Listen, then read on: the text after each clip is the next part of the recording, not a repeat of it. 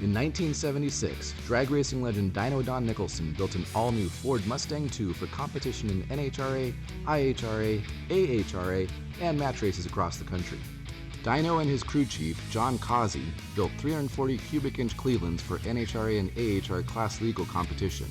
For IHRA and match race competition, Dyno would run engines as large as an all-aluminum 516 cubic inch engine. Although having been involved in professional drag racing for more than 30 years, Dyno, now 50 years old, had never pursued an NHRA championship, as there was more money to be made match racing. His popularity, brought by a career with an exceptional win-loss record, would draw massive crowds for track promoters. For the 1977 season, Dyno Don set his sights on an NHRA Pro Stock Championship, and boy did the competition take a beating. And this is the car, Don, you hope will carry you to a world championship here in '77. Yeah, we sure hope so, Steve. We've been going all the way with it this year, and we plan on being there at the end. Well, best of luck. Thank you. We take all the luck we can get. David, back to you. Dyno Don proved that you do get better with age, as in round number 2 racing in Pro Stock Eliminator, he established a new national record of 8.57 seconds elapsed time with his Ford Mustang. That's 8.57 seconds from a standing start to cover a quarter of a mile distance. Plenty quick for Dyno Don. At the 9 national NHRA events that Don ran in 1977, he qualified number 1 3 times, number 2 4 times, number 3 once, and number 4 once. Don and his Mustang II won every NHRA regional points meet possible in 1977 and qualified number 1 at all of them, a rare feat in any category, let alone Pro Stock. His dominance in NHRA competition awarded him the 1977 Pro Stock World Championship, with a rather large gap over Bob Glidden's Ford and Bill Jenkins' Chevy driven by Larry Lombardo. Dyno's World Championship win was a first for Ford's Mustang II. In August 1978, the now legendary Mustang II was the first Pro Stock car to dip into the sevens, with a 797 at 175 miles an hour at Englishtown. Images of this car were everywhere as sponsors capitalized on Dyno's success with this car.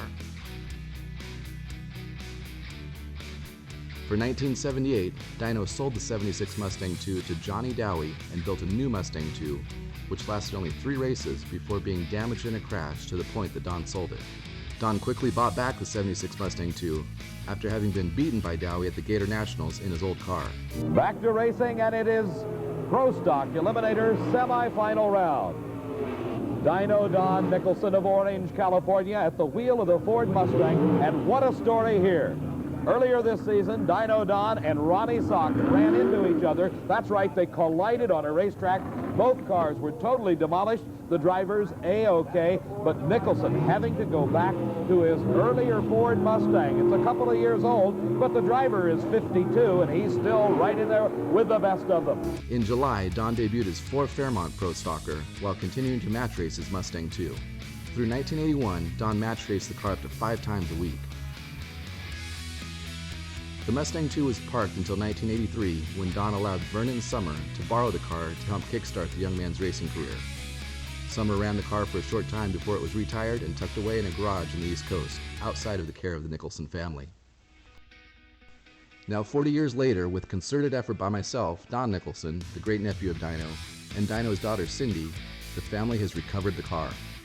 We are preparing to restore it period correct as it ran in the 1977 NHRA spec trim. This is a rather personal project for me, as I want to preserve and advance Dyno Don's legacy. This is me with the car at the Winter Nationals in 1976. I have vivid memories as a kid watching this car's exploits in person and on TV. Looks like neither driver wants to stage. A bit of a staging battle going on here. Starter Buster Couch saying stage and then just throwing up his arms. Both cars just sitting there. Which driver will be? It's Dyno Don Nicholson moving first in the far lane.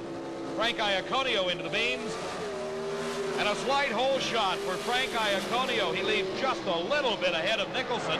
Nicholson's been outrunning everybody all day, but he doesn't do it here. Frank Iaconio with a big upset win.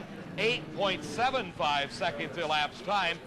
The losing time for Don Nicholson, 8.67. It shows you he was just a little bit late off the starting line. We invite you to follow the restoration process at dynodon.com, where you can learn about all Don's cars and his history as a racer, including a 12-minute video covering his career.